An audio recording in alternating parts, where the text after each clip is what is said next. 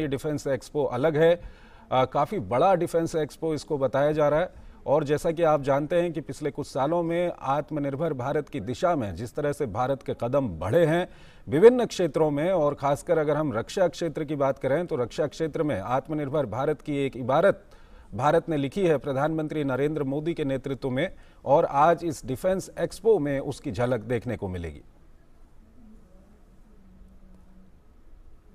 Chief of Air Staff, Air Chief Marshal V.R. Chaudhary, Chief of Naval Staff, Admiral Hari Kumar, Chief of Army Staff, General Manoj Pandey, Defense Secretary, Dr. Ajay Kumar, Chief Secretary of Gujarat, Shri Pankaj Kumar, distinguished dignitaries and guests, friends from media, ladies and gentlemen, Namaste and welcome to the inaugural ceremony of DEF Expo 22. DEF Expo 22 22માં આપનું સ્વાગત છે.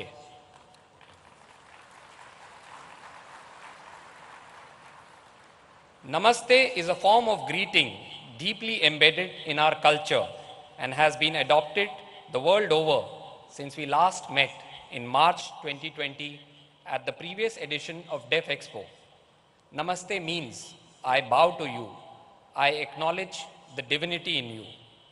As DEF Expo walks on the path to pride, it's my pride and privilege to host today's inaugural ceremony. May I invite Honorable Chief Minister of Gujarat, Shri Bhupendra Bhai Patel ji, to kindly convey the welcome address.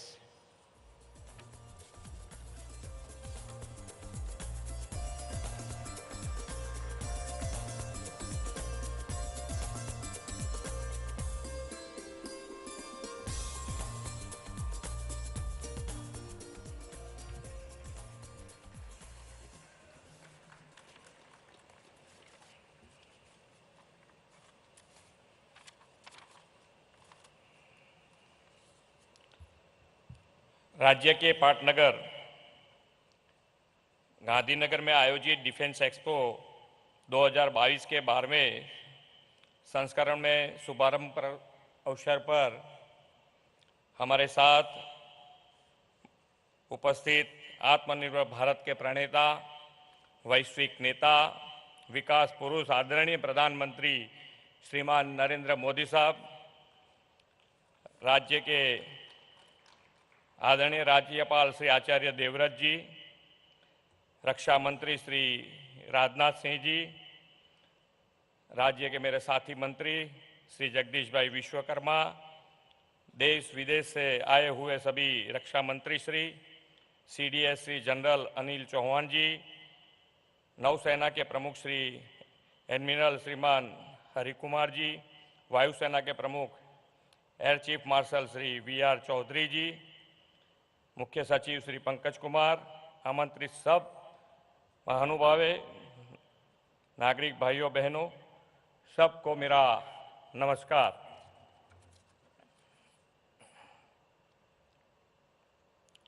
Gujarat की इस धरा पर गांधीनगर में आयोजित defence expo 2022 के 12वें संस्करण में आप सभी का स्वागत करते हुए मैं अत्यंत प्रसन्नता अनुभव कर रहा हूं।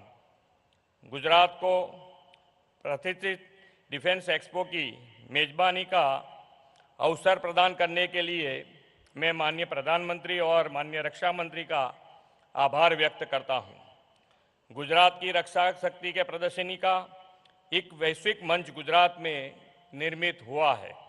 माननीय मोदी जी जब गुजरात के मुख्यमंत्री थे तभी से उन्होंने राज्य में डिफेंस इकोसिस्टम के निर्माण के सफल प्रयास किए हैं।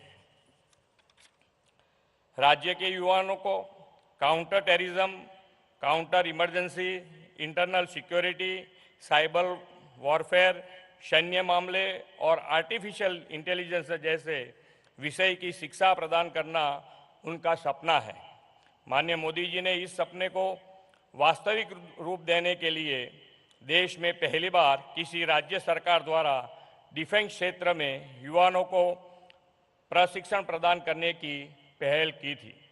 माननीय श्री नरेंद्र मोदी जी ने गुजरात में 2009 में गुजरात फॉरेंसिक साइंस यूनिवर्सिटी और रक्षा शक्ति यूनिवर्सिटी की स्थापना से देश और राज्य के युवाओं को डिफेंस और सिक्योरिटी मैनेजमेंट जैसे समयानुकूल शिक्षा अवसर दिए।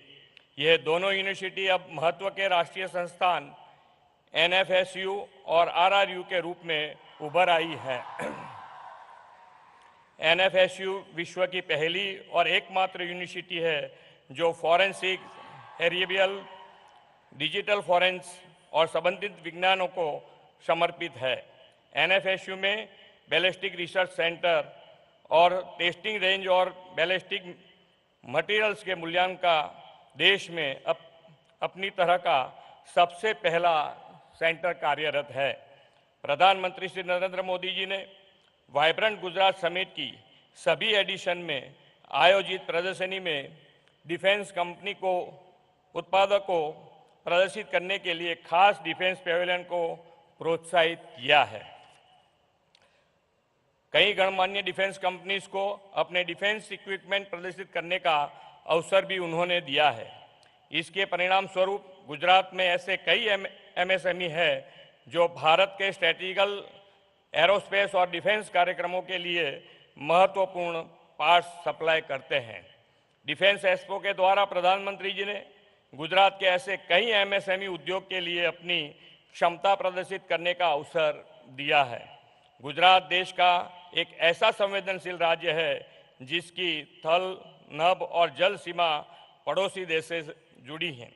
हमारे राज्य की सरहदी क्षेत्र बनासकांठा के डीसा में 935 करोड़ की लागत से बनने वाले एयरफील्ड का शिलान्यास माननीय प्रधानमंत्री जी वर्चुअल माध्यम से करेंगे। पश्चिमी सीमा क्षेत्र में थल, जल एवं नभ ऑपरेशंस और अहमदाबाद, बड़ौदा जैसे आर्थिक गतिविधि केंद्र की हवाई सुरक्षा में यह एयरफील्ड महत्वपूर्ण बनेगा। गुजरात सरकार ने आदरणीय प्रधानमंत्री जी के दिशा दर्शन में राज्य में एयर स्पेस और डिफेंस मैन्युफैक्चरिंग इकोसिस्टम को प्रोत्साहन देने की पहल की है। वर्ष 2016 में एक विस्तृत एयरस्पेस और डिफेंस पॉलिसी जारी करने वाला भारत का पहला राज्य गुजरात है, जिसके अंतर्गत गुजरात ने कई रणनीतिक निवेश आकर्षित किए हैं। ड्रोन टेक्नोलॉजी के उपयोग के लिए माननीय प्रधानमंत्री मोदी जी के विजन के अनुरूप गुजरात सरकार ने ड्रोन प्रमोशन और यूजेज पॉलिसी जारी की है। हाल ही में the Aatmanirbhar schemes for assistance to industries के द्वारा उद्योगों को आत्मनिर्भरता का मार्ग दिखाया है। माननीय प्रधानमंत्री श्री नरेंद्र मोदी जी ने आत्मनिर्भर भारत के निर्माण का स्पष्ट आह्वान किया है। हमारे स्वप्नद्रष्टा प्रधानमंत्री श्री नरेंद्र मोदी जी के मार्गदर्शन में राज्य में लागू दूरदर्शी पहलों और सुधारों के कारण गुजरात पिछले 20 वर्षों से फास्ट ट्रैक विकास के मार्ग पर अग्रसर है। गुजरात अपनी उत्पादन क्षमता और मजबूत इंफ्रास्ट्रक्चर के माध्यम से रक्षा और एरोस्पेस के क्षेत्र में अहम भूमिका के साथ अपना योगदान देगा। मैं आपको इस डिफेंस एक्सपो के माध्यम से भारत और गुजरात की विकास गाथा में भागीदार बनने के लिए आमंत्रित करता हूं। एक बार फिर वाइब्रेंट स्टेट गुजरात में आप सभी के स्वागत के साथ मैं अपनी बात पूरी करता हूं। भारत माता की जय, वंदे मातरम, जय जय Garvi Gujarat.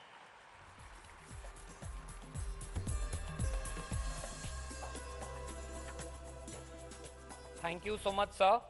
With DEF Expo 22 being the largest ever edition and a first ever exclusively for Indian companies, since its inception, it's only apt that the grandeur be befitting for showcasing the journey of Indian defense manufacturing as envisioned in the clarion call of our Honorable Prime Minister, Shri Narendra Modi ji, for an Atmanirbhar Bharat.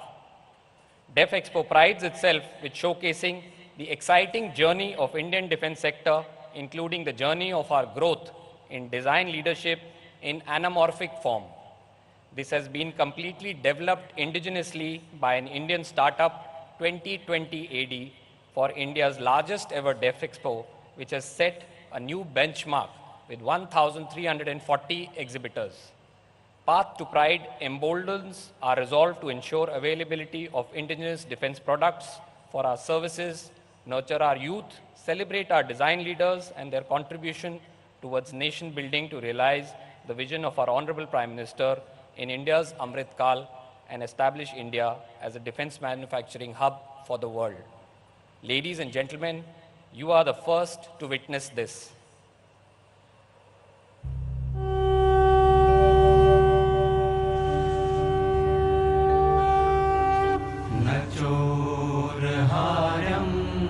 न चराजहार्यं न भ्रातृभाज्यं न च भारकारी व्यये कृते वर्धत एव नित्यं विद्याधनं सर्वधन प्रधानम्।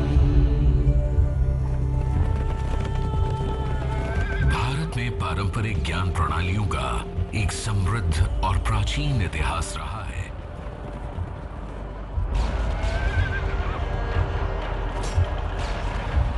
युद्ध की हर एक कला में निपुण हमने सदैव ही साहस, श्रेष्ठ हथियारों और तकनीकों से अपनी रक्षा की है।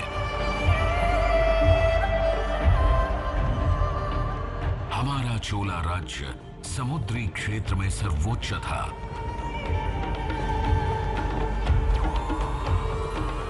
परंतु इस असीम ज्ञान में हमारा एक ही उद्देश्य था, शांति।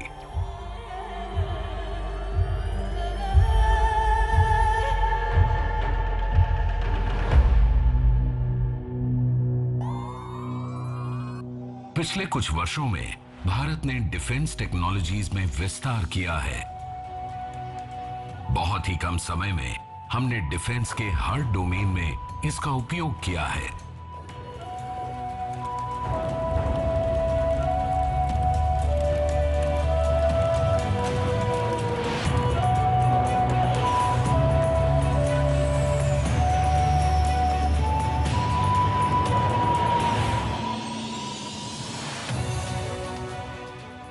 भारत का पहला एयरक्राफ्ट कैरियर आईएनएस विक्रांत अत्याधुनिक युद्ध तकनीक से लैस होकर एक नए अवतार में वापस आ गया है।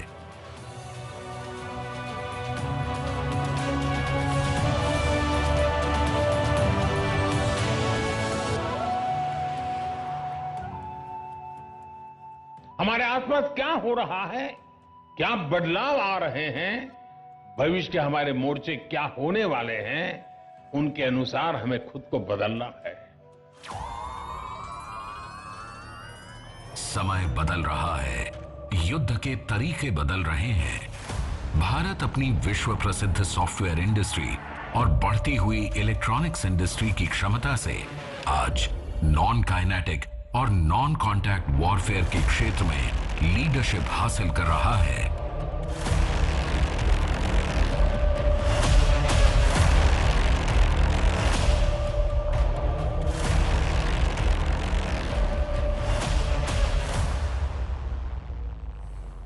भारत में एक अनूठा स्टार्टअप इकोसिस्टम तैयार हो रहा है और इसमें बढ़ते हुए इनोवेशन से डिफेंस को मजबूती मिल रही है। और इन सब ने मिलकर तैयार किया है डिफेंस इंडिया स्टैक।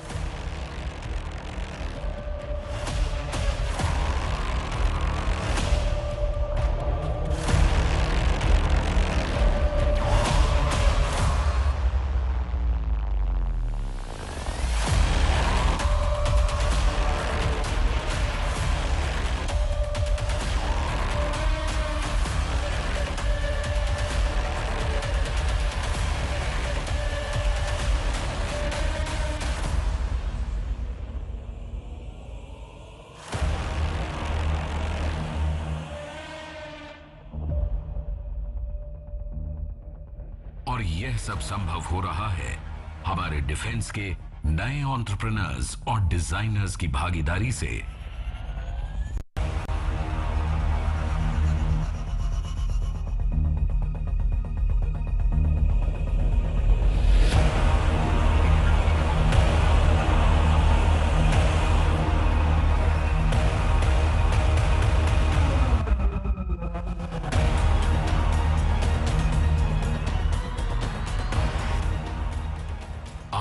आत्मनिर्भरता के आह्वान से और नई संभावनाओं को साकार करते हुए देश नई ऊर्जा के साथ अमृत काल में प्रवेश कर चुका है।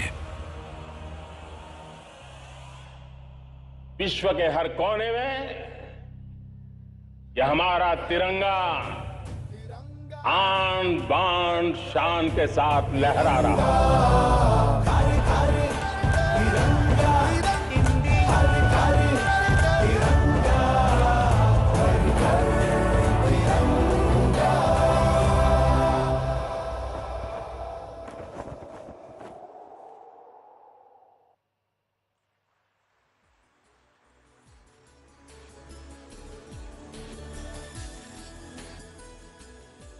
We hope that you enjoyed the immersive experience as much as Deaf Expo 22 enjoyed in presenting it to the most distinguished audience. The 12th edition of Deaf Expo is indeed fortunate to have all of you here. May I now invite the Honorable Raksha Mantri, Shri Rajnath Singh Ji, to kindly address this august gathering.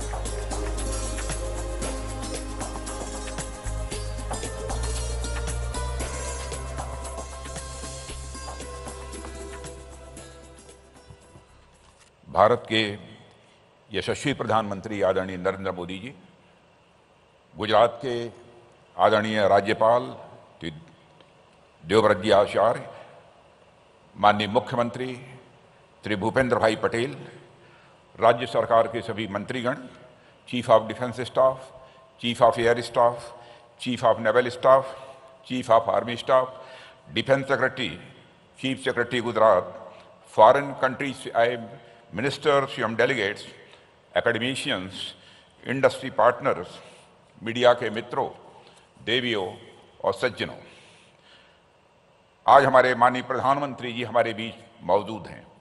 प्रधानमंत्री जी, हूँ आपનું हार्दिक स्वागत करूँ છું।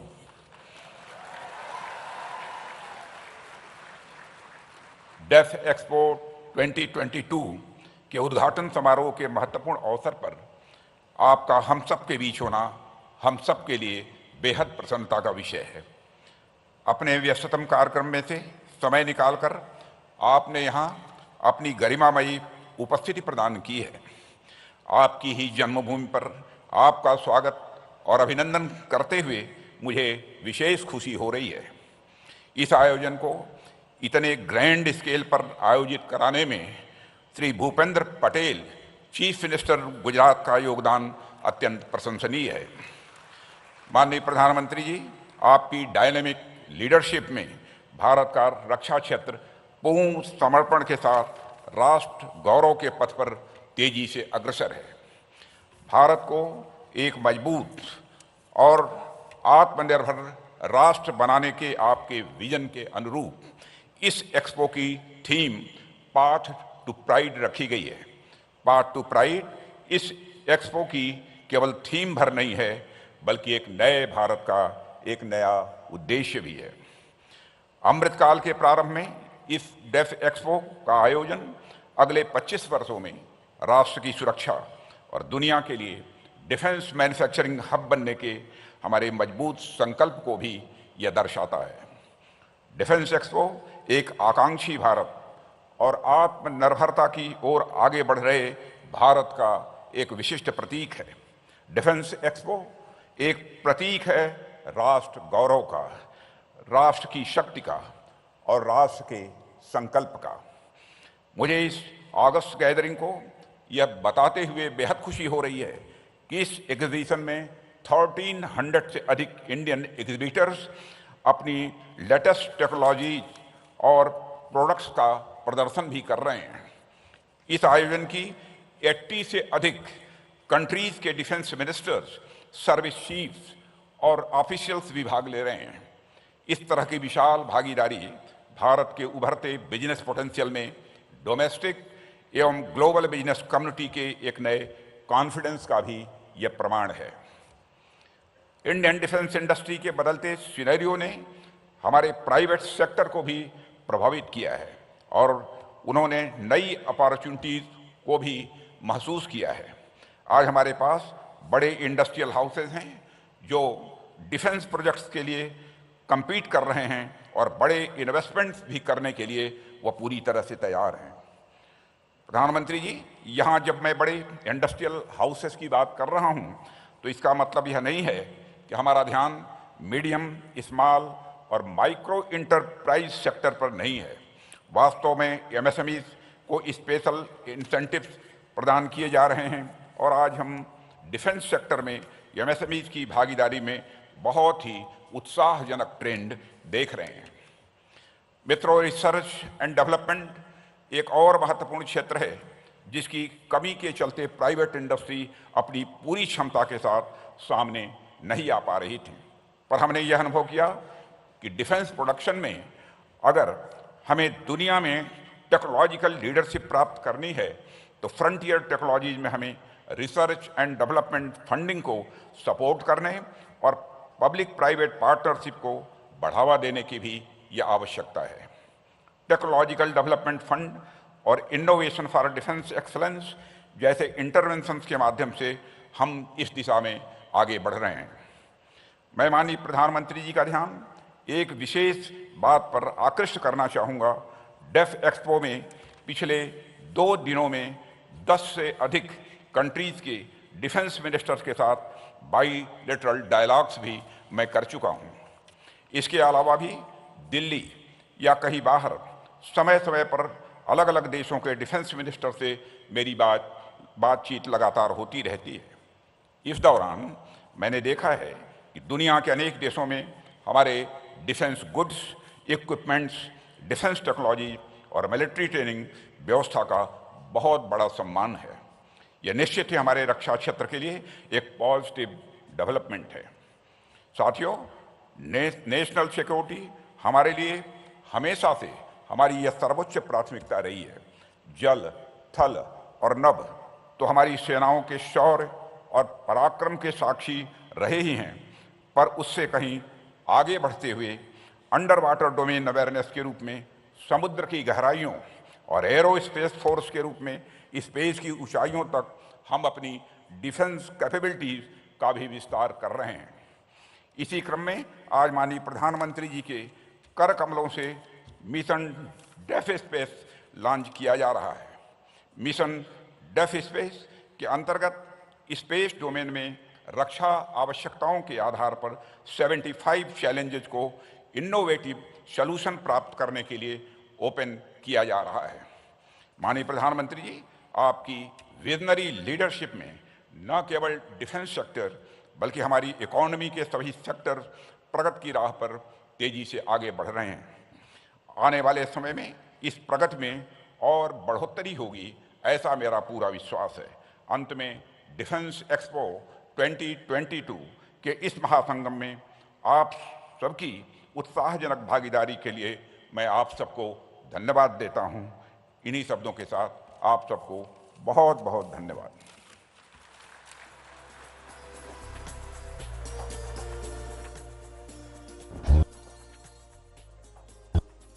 Thank you, sir. May I request the Honorable Prime Minister, Shri Narendra Modi ji, to launch Mission Deaf Space by placing his palm on the pad which is being presented.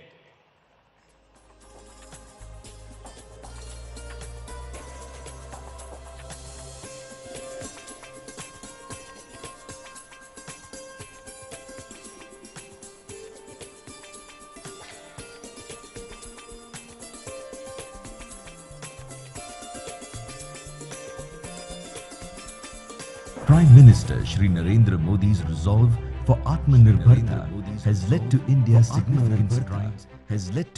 significant strides towards defense self-sufficiency and created technology-enabled robust ecosystem for defense manufacturing. Innovations for Defense Excellence (IDEX) has brought a revolutionary transformation in bringing innovation to defense. पहले हम सिर्फ land, सी और sky तक ही अपने defence की कल्पना करते थे। अब ये दायरा स्पेस यानी अंतरिक्ष की तरफ बढ़ रहा है।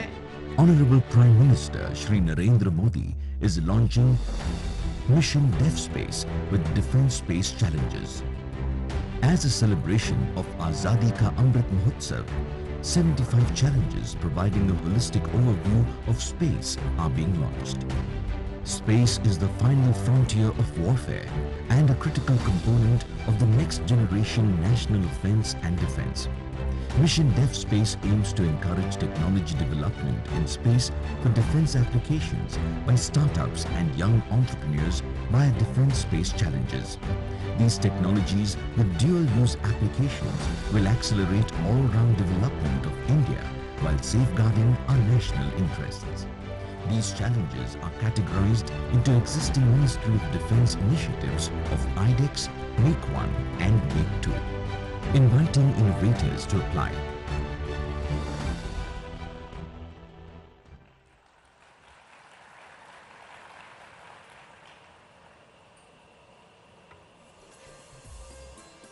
As we wait, we are connecting with enthusiastic gathering at DISA who are eagerly looking forward to the virtual foundation laying ceremony of DISA Airfield.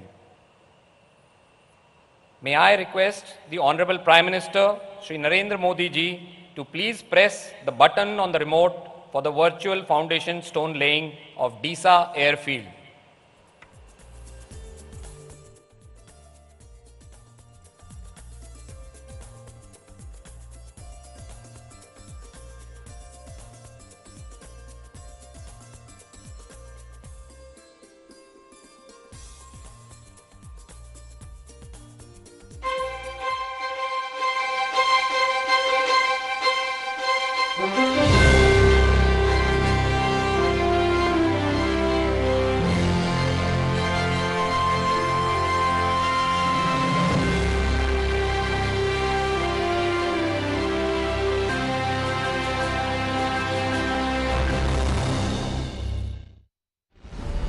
भारतीय वायुसेना विश्व की सबसे बड़ी वायुसेना में से एक है। लगातार बदलती तकनीक और भू राजनीतिक परिस्थितियों के बीच देश की रक्षा से जुड़ी व्यवस्थाओं को सदैव सशक्त बनाना और हर परिस्थिति से निपटने के लिए रणनीतिक क्षमताओं का विस्तार करना आवश्यक है। पिछले 8 सालों में माननीय प्रधानमंत्री श्री नरेंद्र मोदी जी के यशस्वी नेतृत्व में देश की रक्षा क्षमता, रक्षा प्रणाली और रक्षा उत्पादन में हुआ है अभूतपूर्व विस्तार।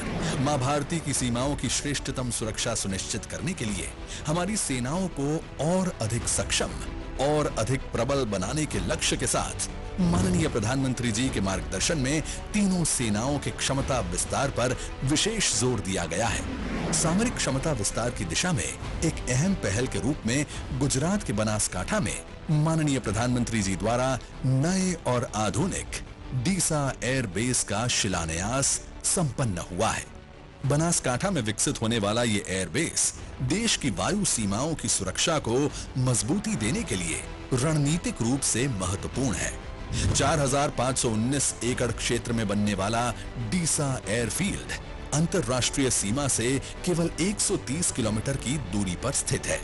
इसके निर्माण से गुजरात के आसपास के क्षेत्र में एयरबेसेस के बीच 355 किलोमीटर की दूरी कम हो जाएगी, जिससे हमारे लड़ाकू विमानों की ऑपरेटिंग रेंज में बढ़ोतरी होगी और लड़ाई के वक्त रिस्पॉन्स टाइम में कमी आएगी।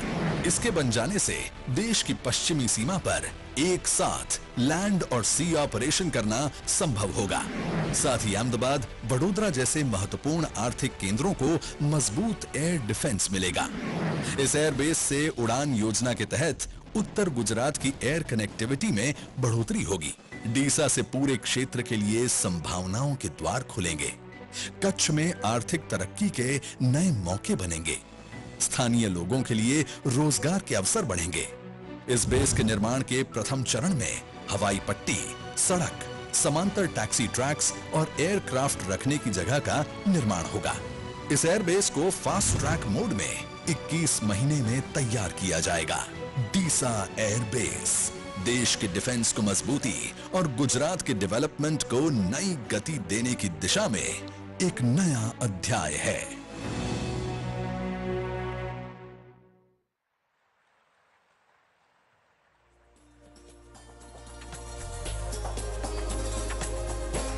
Ladies and gentlemen, the moment that each one of us have been so eagerly waiting for since Def Expo 22 was announced is here.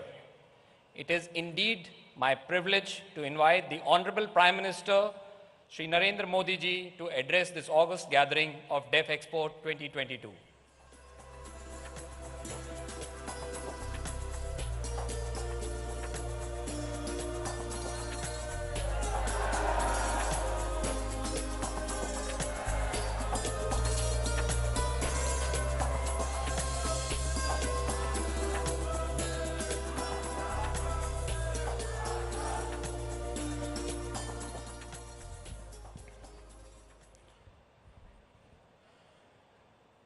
Gujarat के राज्यपाल आचार्य देवव्रत जी, देश के रक्षा मंत्री श्रीमान राजनाथ सिंह जी, गुजरात के लोकप्रिय मुख्यमंत्री श्री भूपेंद्र भाई पटेल,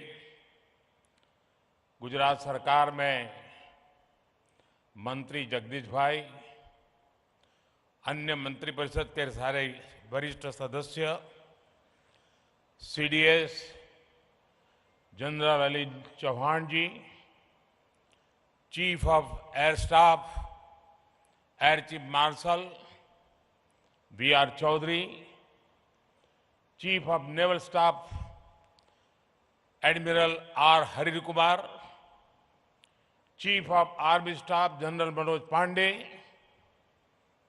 अन्य सभी महानुभाव, विदेशों से आए हुए सभी गणमान्य महानुभाव, देवी और सज्जनों, गुजरात की धरती पर सशक्त, समर्थ और आत्मनिर्भर भारत के इस महोत्सव में आप सभी का हार्दिक स्वागत है।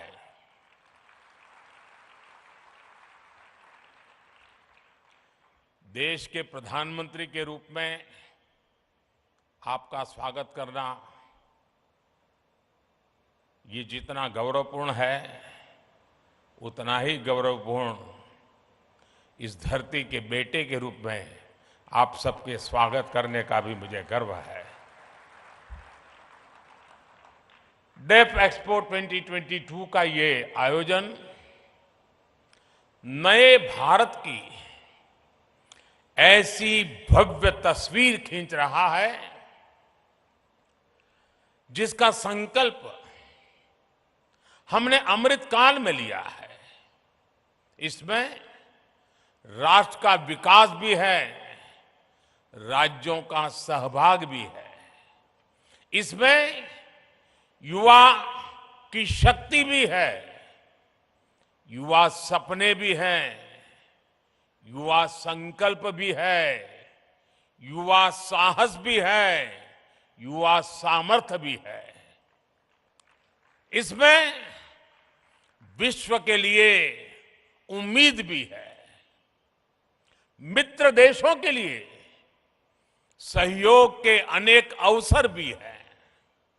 साथियों, हमारे देश में डिफेंस एक्सपो पहले भी होते रहे हैं, लेकिन इस बार का डिफेंस एक्सपो अभूतपूर्व है। एक नई शुरुआत का प्रतीक है। ये देश का ऐसा पहला डिफेंस एक्सपो है जिसमें केवल भारतीय कंपनियां ही भाग ले रही हैं। केवल मेड इन इंडिया रक्षा उपकरण ही है। पहली बार किसी डिफेंस एक्सपो में भारत की मिट्टी से, भारत के लोगों के पसीने से बनी अनेक विध उत्पाद, हमारे ही देश की कंपनियां, हमारे वैज्ञानिक, हमारे युवाओं का सामर्थ्य आज हम लौह पुरुष सरदार पटेल की इस धरती से दुनिया के सामने हमारे सामर्थ्य का परिचय दे रहे हैं। इसमें 1300 से ज्यादा एग्जीबिटर्स हैं, जिसमें भारतीय उद्योग है, भारत के उद्योगों से जुड़े हुए कुछ जॉइंट वेंचर्स हैं, एमएसएमईज और 100 से ज्यादा स्टार्टअप्स हैं। एक तरह से आप सब यहां और देशवासी और दुनिया के लोग भी क्षमता और संभावना दोनों की झलक एक साथ देख रहे हैं। इन्हीं संभावनाओं को साकार करने के लिए पहली बार 450 से ज्यादा एमओयूज और एग्रीमेंट साइन किए जा रहे हैं। साथियों, ये आयोजन हम काफी समय पहले करना चाहते थे। गुजरात के लोगों तो भली भांति पता भी है, कुछ परिस्थितियों के कारण हमें समय बदलना पड़ा, उसके कारण थोड़ा विलंब भी हुआ। जो विदेशों से मेहमान आने थे उनको असुविधा भी हुई, लेकिन देश के अब तक के सबसे बड़े डिफेंस एक्सपो ने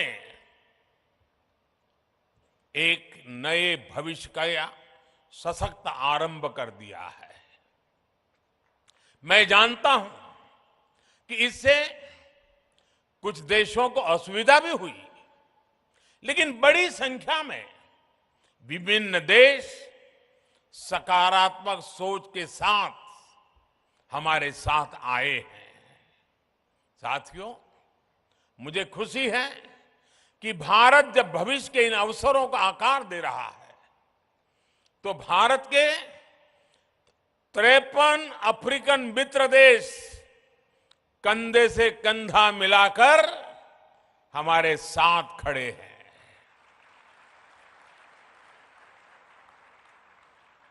इस अवसर पर दूसरा इंडिया अफ्रीका डिफेंस डायलॉग भी आरंभ होने जा रहा है। भारत और अफ्रीकन देशों के बीच ये मित्रता, ये संबंध उस पुराने विश्वास पर टिके हैं जो समय के साथ और मजबूत हो रहा है, नया आयाम छू रहा है। मैं अफ्रीका से आए अपने साथियों को बताना चाहता हूं कि आज आप गुजरात की जिस धरती पर आए हैं, उसका अफ्रीका के साथ बहुत पुराना और आत्मीय संबंध रहा है। अफ्रीका में जो पहली ट्रेन चली थी, उसके निर्माण कार्य में इसी गुजरात की कच्छ से लोग अफ्रीका गए थे और उन्होंने मुश्किल अवस्था में हमारे कामगारों ने जी जान से काम करके अफ्रीका में आधुनिक रेल, उसकी नींव रखने में बहुत बड़ी भूमिका निभाई थी। इतना ही नहीं, आज अफ्रीका में जाएंगे तो दुकान शब्द कॉमन है। ये दुकान शब्द गुजराती है। रोटी, भाजी, ये अफ्रीका के जनजीवन में जुड़ गए शब्द हैं। महात्मा गांधी जैसे वैश्विक नेता के लिए भी गुजरात अगर उनकी जन्मभूमि थी, तो अफ्रीका उनकी पहली कर्मभूमि थी। अफ्रीका के प्रति आत्मीयता और ये अपनापन आज भी भारत की विदेश नीति के केंद्र में है। कोरोना काल में जब वैक्सीन को लेकर पूरी दुनिया चिंता में थी, तब भारत ने हमारे अफ्रीकन मित्र देशों को प्राथमिकता देते हुए वैक्सीन पहुंचाई। हमने हर जरूरत के समय दवाइयों से लेकर पीस मिशन तक अफ्रीका के साथ कंधे से कंधा मिलाकर चलने का प्रयास किया है। अब रक्षा क्षेत्र में हमारे बीच का सहयोग और समन्वय इन संबंधों को नई ऊंचाई देंगे। साथियों, इस आयोजन का एक महत्वपूर्ण आयाम इंडियन ओशन रीजन प्लस की डिफेंस मिनिस्टर्स कॉन्क्लेव भी है। इसमें हमारे 46 मित्र देश हिस्सा ले रहे हैं। आज अंतर्राष्ट्रीय सुरक्षा से लेकर वैश्विक व्यापार तक मैरीटाइम सिक्योरिटी एक ग्लोबल प्राथमिकता बनकर उभरा है।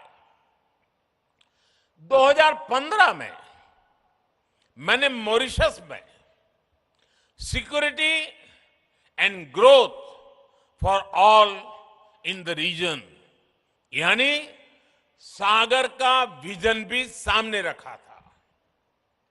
जैसा कि मैंने सिंगापुर में सांग्रीला डायलॉग में कहा था, इंडो पैसिफिक रीजन में अफ्रीकी तटों से लेकर अमेरिका का तक भारत का एंगेजमेंट इंक्लूसिव है। आज ग्लोबलाइजेशन के दौर में मर्चेंट नेवी की भूमिका का भी विस्तार हुआ है। दुनिया की भारत से अपेक्षाएं बड़ी हैं और मैं विश्व को विश्वास दिलाना चाहता हूं, आपकी अपेक्षाओं को पूरा करने के लिए भारत हर कोशिश प्रयास करता रहेगा। हम कभी पीछे नहीं हटेंगे। इसलिए ये डिफेंस एक्सपो भारत के प्रति वैश्विक विश्वास का प्रतीक भी है। इतने सारे देशों की उपस्थिति के जरिए विश्व का बहुत बड़ा सामर्थ्य गुजरात की धरती पर जुट रहा है।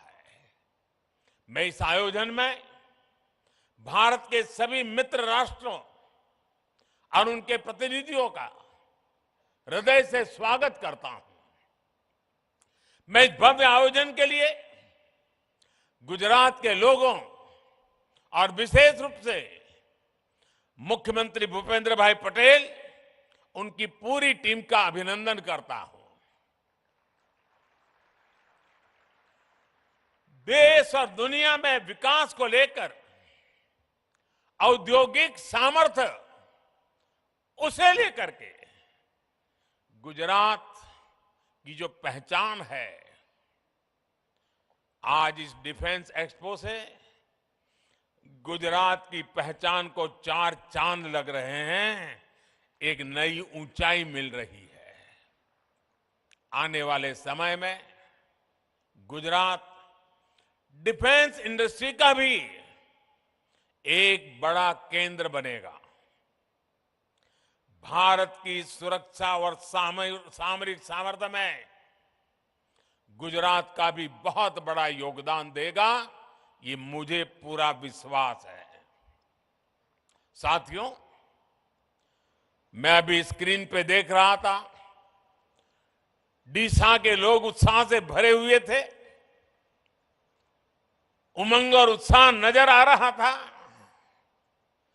डीसा एयरफील्ड का निर्माण भी देश की सुरक्षा और उस क्षेत्र के विकास के लिए एक महत्वपूर्ण उपलब्धि है। डीसा अंतर्राष्ट्रीय सीमा से केवल 130 किलोमीटर दूर है। अगर हमारे फोर्सेस, विशेषकर हमारी वायुसेना डीसा में होगी तो हम पश्चिमी सीमा पर किसी भी दुस्साहस का और बेहतर ढंग से जवाब दे पाएंगे। डीसाना भाइयों बहनों, તમને હું ગાંધીનગરથી અનેક અનેક અભિનંદન પાઠવું છું। હવે તો ડીસા વાસણનો બનાસકાંઠા પાટણ જિલ્લાનો સિતારો ચમકી રહ્યો છે. इस एयरफील्ड के लिए गुजरात की ओर से साल 2000 में ही डीसा के ये जमीन दी गई थी. जब यहां मैं मुख्यमंत्री था तो मैं लगातार इसके निर्माण कार्य के लिए प्रयास करता था. तत्कालीन केंद्र सरकार को उस समय जो सरकार थी उनको बार बार मैं समझा रहा था इसका महत्व क्या है. इतनी सारी जमीन दे दी, लेकिन 14 साल तक कुछ नहीं हुआ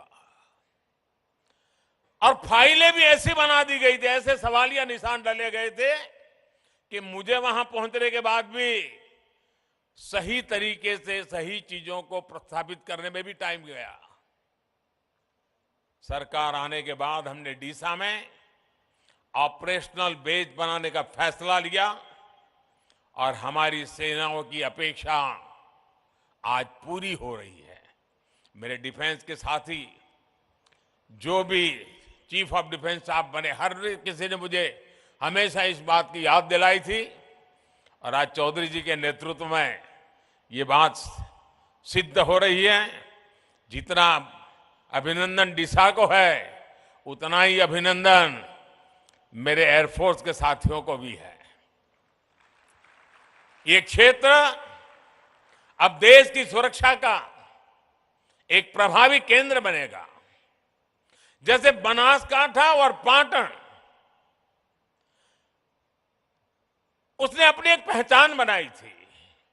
वो पहचान थी बनासकांठा पाटन गुजरात में सौर शक्ति, सोलर एनर्जी का केंद्र बनकर उभरा है.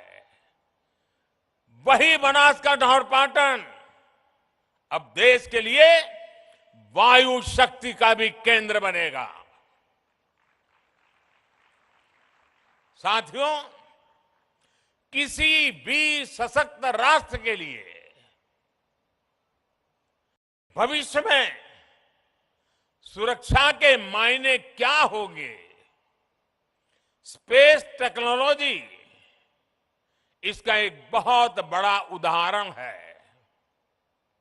मुझे बताया गया है कि तीनों सेनाओं द्वारा इस क्षेत्र में विभिन्न चुनौतियों की समीक्षा की गई है, पहचान की गई है. हमें इनके समाधान के लिए तेजी से काम करना होगा. मिशन डिफेंस स्पेस देश के प्राइवेट सेक्टर को भी अपने सामर्थ्य दिखाने का अवसर देगा. स्पेस में भविष्य की संभावनाओं को देखते हुए भारत को अपनी इस तैयारी को और बढ़ाना होगा. हमारी डिफेंस फोर्सेस को नए इनोवेटिव सॉल्यूशंस खोजने होंगे. स्पेस में भारत की शक्ति सीमित न रहे और इसका लाभ भी केवल भारत के लोगों तक ही सीमित न हो. ये हमारा मिशन भी है, हमारा विजन भी है. स्पेस टेक्नोलॉजी भारत की उदार सोच वाली स्पेस डिप्लोमेसी की नई परिभाषा को गढ़ रही है, नई संभावनाओं को जन्म दे रही है. इसका लाभ कई अफ्रीकन देशों को, कई अन्य छोटे देशों को हो रहा है. ऐसे 60 से ज्यादा विकासशील देश हैं जिनके साथ भारत अपनी स्पेस साइंस को साझा कर रहा है. साउथ एशिया सैटेलाइट इसका एक प्रभावी उदाहरण है. अगले साल तक आसियान के 10 देशों को भी भारत के सैटेलाइट डेटा तक रियल टाइम एक्सेस मिलेगा. यहां तक कि यूरोप और अमेरिका जैसे विकसित देश भी हमारे सैटेलाइट डेटा का उपयोग कर रहे हैं. इस सब के साथ ही ये एक ऐसा क्षेत्र है जिसमें समुद्री व्यापार से जुड़ी अपार संभावनाएं हैं। इसके जरिए हमारे मछुआरों के लिए बेहतर आय और बेहतर सुरक्षा के लिए रियल टाइम सूचनाएं मिल रही हैं।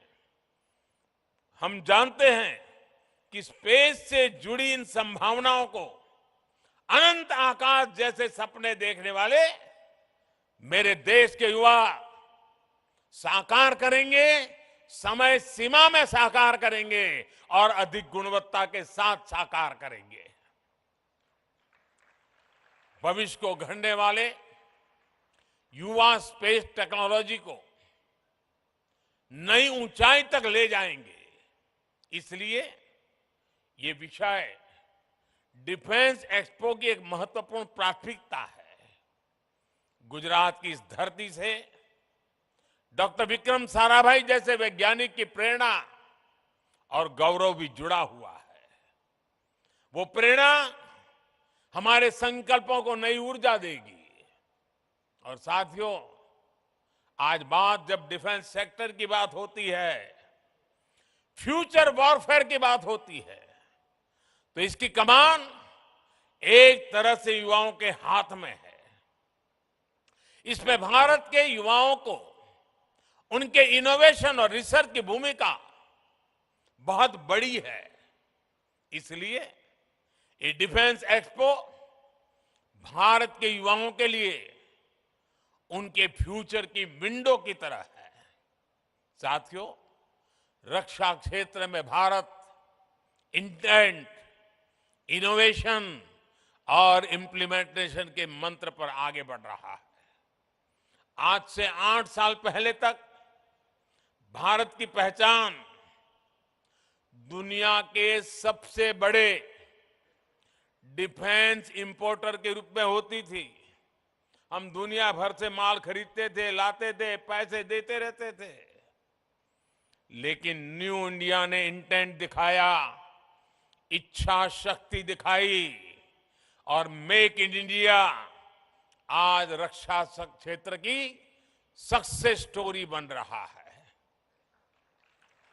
पिछले 5 वर्षों में हमारा रक्षा निर्यात, हमारा डिफेंस एक्सपोर्ट 8 गुना बढ़ा है। दोस्तों,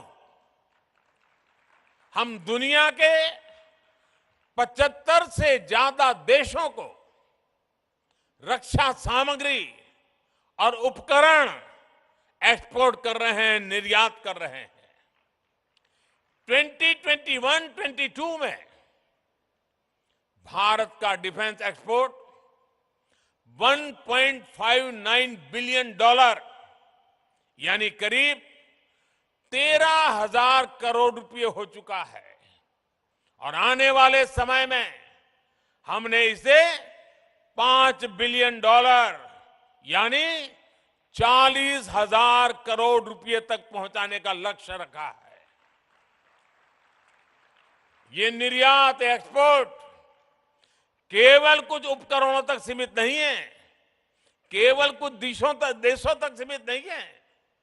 भारतीय रक्षा कंपनियां आज ग्लोबल सप्लाई चेन का महत्वपूर्ण हिस्सा बन रही है।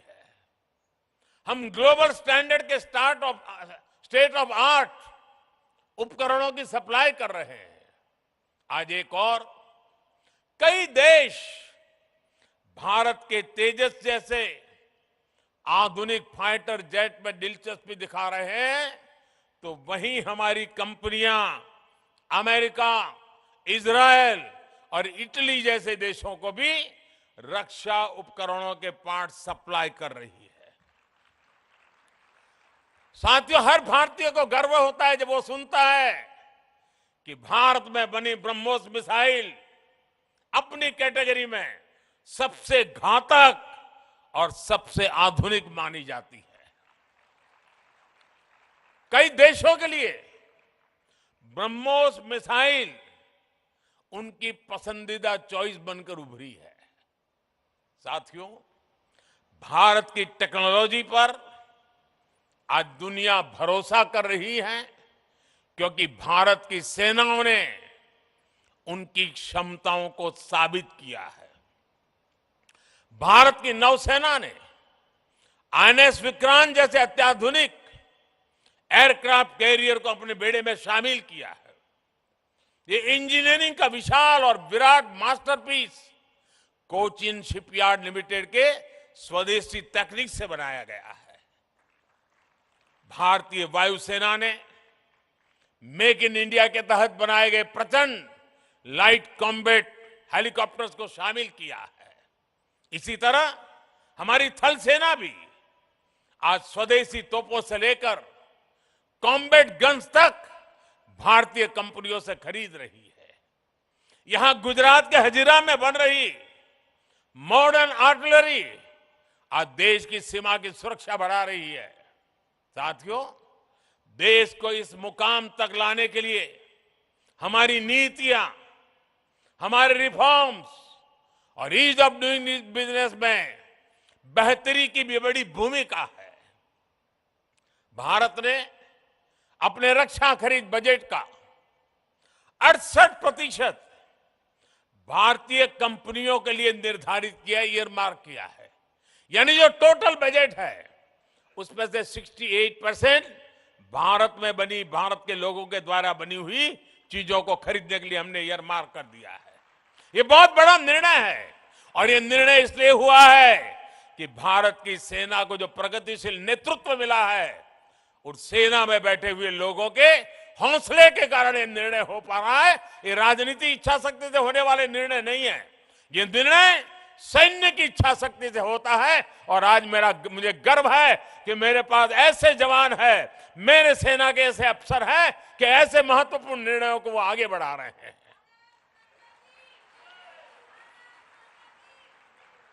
इसके अलावा हमने डिफेंस सेक्टर को रिसर्च और इनोवेशन के लिए, स्टार्टअप इंडस्ट्री और एकेडमिया के लिए खोला।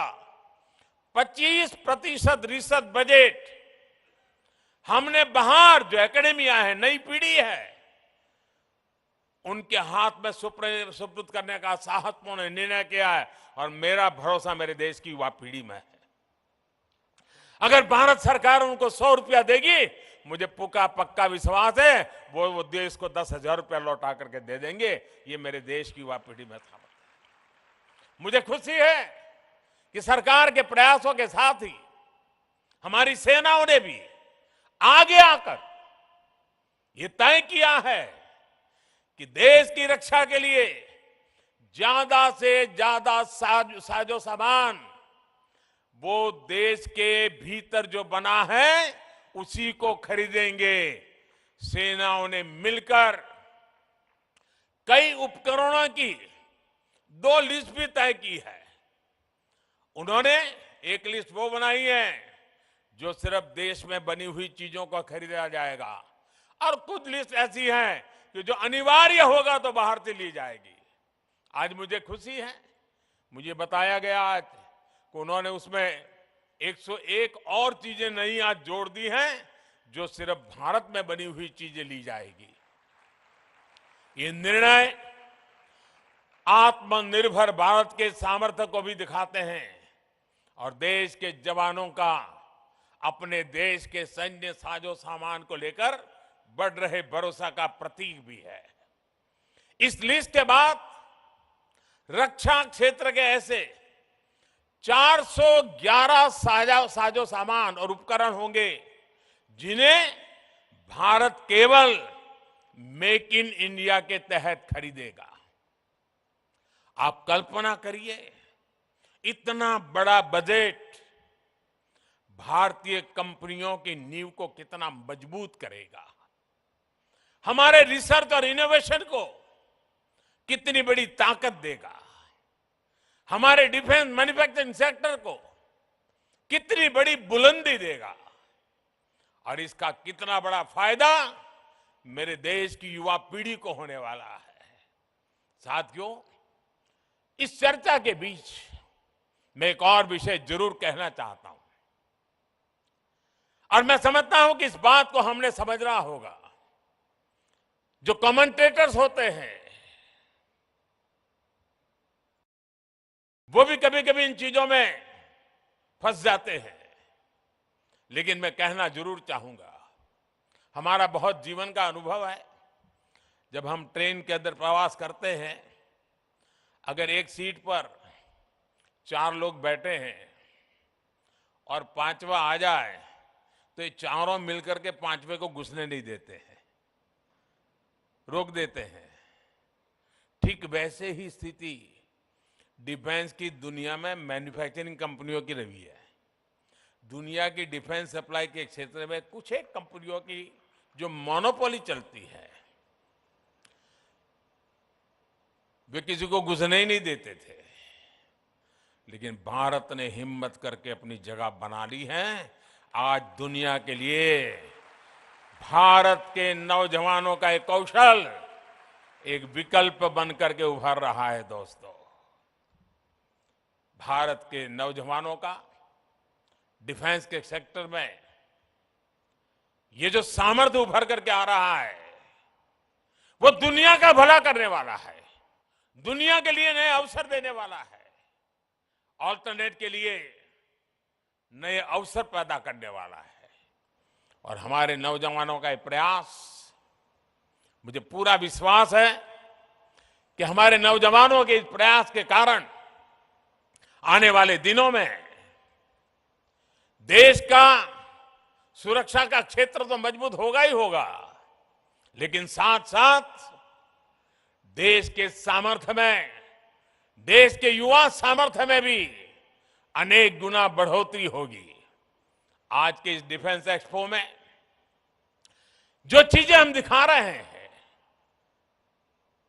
उसमें मैं ग्लोबल गुड का भी संकेत देख रहा हूं। इसका बड़ा लाभ दुनिया के छोटे देशों को होगा, जो संसाधनों की कमी के कारण अपनी सुरक्षा में पीछे छूट जाते हैं। साथियों, भारत डिफेंस सेक्टर को अवसरों के अनंत आकाश के रूप में देखता है, सकारात्मक संभावनाओं के रूप में देखता है। आज हमारे यहां यूपी और तमिलनाडु में 2 डिफेंस कॉरिडोर तेज गति से विकास की दिशा में आगे बढ़ रहे हैं। दुनिया की बड़ी बड़ी कंपनियां भारत में इन्वेस्ट करने के लिए आ रही है। इस इन्वेस्टमेंट के पीछे सप्लाई चेन का एक बड़ा नेटवर्क विकसित हो रहा है। इन बड़ी कंपनियों को हमारी एमएसएमईज, हमारे लघु उद्योग की भी ताकत जुड़ जाती है। हमारे लघु उद्योगों को भी इसके कारण ताकत मिल जाती है और सहयोग करेगी। और मुझे विश्वास है हमारे इन छोटे छोटे उद्योगों के हाथ में भी पूंजी पहुंचने वाली है। इस क्षेत्र में लाखों करोड़ के निवेश से युवाओं के लिए उन क्षेत्रों में रोजगार के बड़े अवसर पैदा होने वाले हैं और एक नए विकास की ऊंचाई को प्राप्त करने की संभावना हो जाती है। मैं गुजरात डिफेंस एक्सपो में मौजूद सभी कंपनियों से भी आह्वान करना चाहता हूं, आप इन अवसरों को भविष्य के भारत को केंद्र में रख करके आकार दीजिए। आप मौका जाने मत दीजिए, आप इनोवेट करिए, दुनिया में बेस बनाने का संकल्प लीजिए और सशक्त विकसित भारत के सपने को आकार दीजिए। और मैं नौजवानों को, रिसर्चर्स को, इनोवेटर्स को विश्वास देता हूं, मैं आपके साथ हूं। आपके उज्जवल भविष्य के लिए मैं मेरी आज आपके लिए खपाने के लिए तैयार हूं। साथियों, देश बहुत तेजी से बदल रहा है, आप भी अनुभव करते होंगे। यही देश कोई जमाना था जब कबूतर छोड़ा करता था, आज चीता छोड़ने की ताकत रखता है।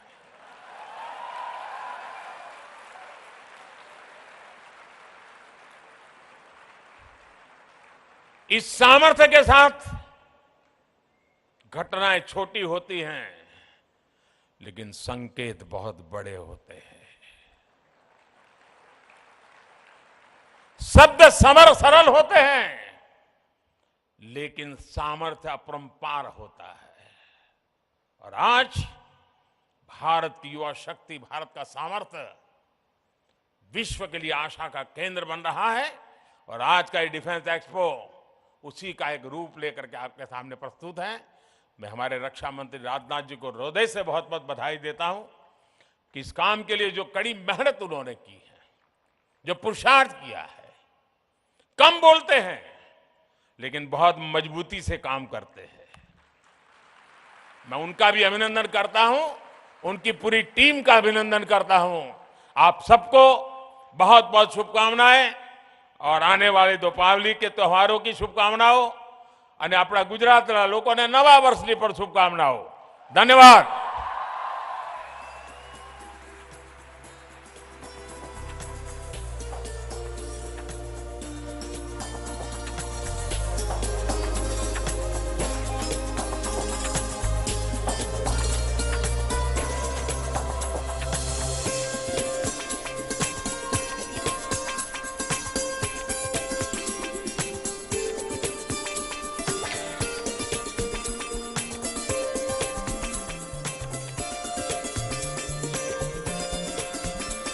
Thank you, Honorable Prime Minister, sir. Def Expo 22 is fortunate that the Honorable Prime Minister, despite his extremely packed schedule, to grace the inaugural event today.